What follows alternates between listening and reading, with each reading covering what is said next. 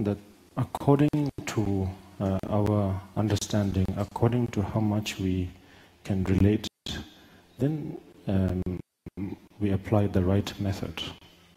Otherwise, if we sort of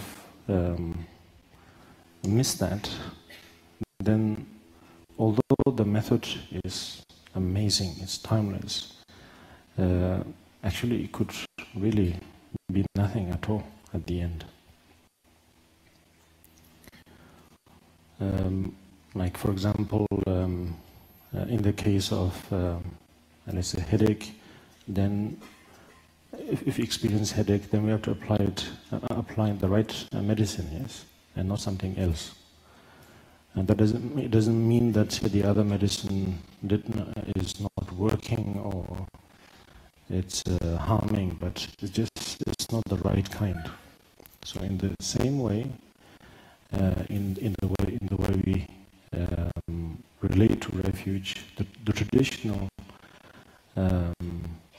approaches are very valuable. Such as when I said that the term refuge, basically in Tibetan term, Gyamro, Gyab means basically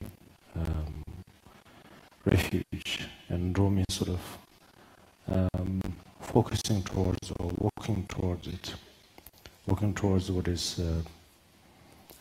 bringing benefit, basically. So it is important to know that, I think. Although we might not necessarily we have to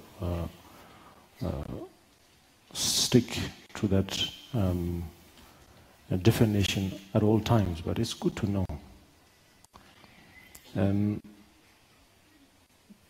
The reason why it is being said that it is the cause is none other than fear is because if the mind is not aware, if it is really disturbed, if it's really disrupted by really concrete, heavy emotions such as anger, such as attachment, such as lack of awareness, pride, or all those disturbing attitude of mind, if we're disturbed by that, at the same time also by karma, meaning that there are times where that one is really disturbed by a form of causality, one could say, yes, and we cannot change that. Such as if you look around the world, there are many places where people are sort of completely disturbed by both, and sometimes either, man-made and non-man-made disasters, let's say. And in those environments, although maybe one is not emotionally let's say challenged, but because of the environment, that again there is very difficult to there is great difficulty to just sit back and focus on the values and focus on what is what, that it's driven by sort of constantly by basic instincts. So in those cases, then the traditional approaches often seem to work, and so right there, then that is it. But now, for ourselves, we are free from all of those things, yeah.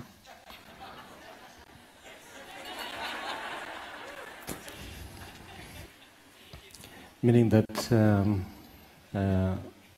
free in a way that, as I said in the beginning, that we don't have to worry about food and shelter or those basic things.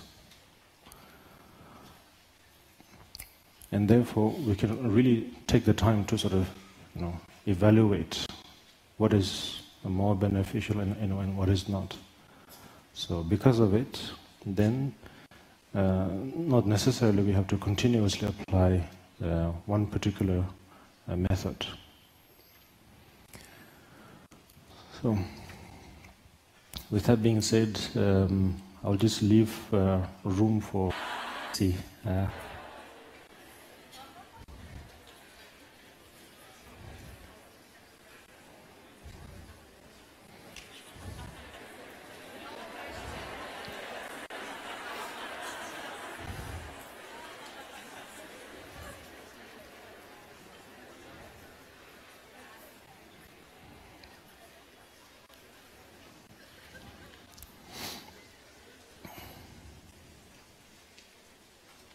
Yeah.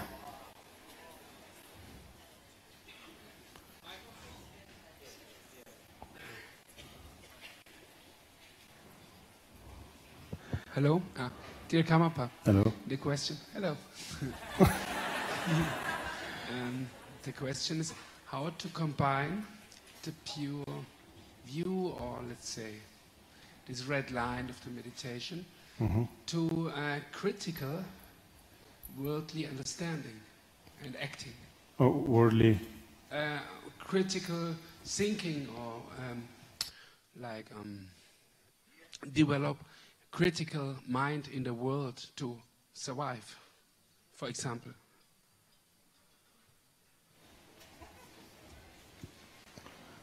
Very good. Critical mind, you mean like I said earlier, like basic instincts, you mean, something like survival, or what you mean? Yes, and also, for example, to develop, to understand the tools how to help others.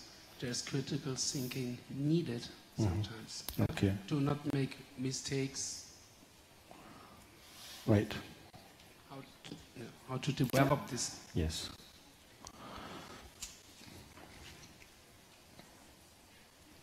I often think that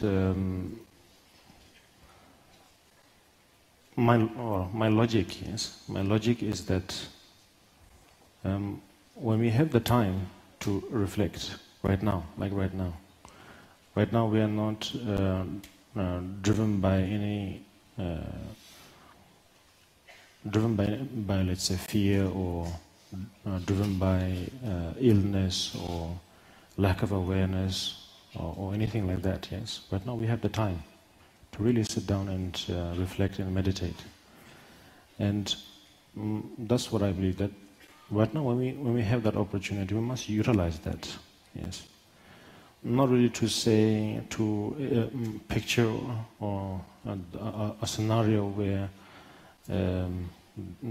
of a dangerous situation, and then you prepare for that. Let's say not exactly like that, but somehow with very simple approach that one focuses on, like I said, that of practice of compassion, yeah, practice of wisdom, in both formal and informal approaches. Informal, like I said, just from time to time, to not to leave too many idle times, idle moments, and you utilize that to constantly reflect on where we're coming from. And at the same time, then formal practices such as meditation, or in forms of meditation and so on. And at the same time, that of also understanding according to one's own, let's say, understanding, and then also to touch like formal practices like that of to understand a bit of the intellect of the Buddha Dharma, a bit of philosophical aspect of the Buddha Dharma, not to go, let's say, over the top, let's say, not to be carried away totally by that, but to touch those, to be able to touch those subjects, to understand the basic principles of it. So right now, when we have the opportunity, if you do that, I think, like I said, our mind is such that after some time, if you do this enough,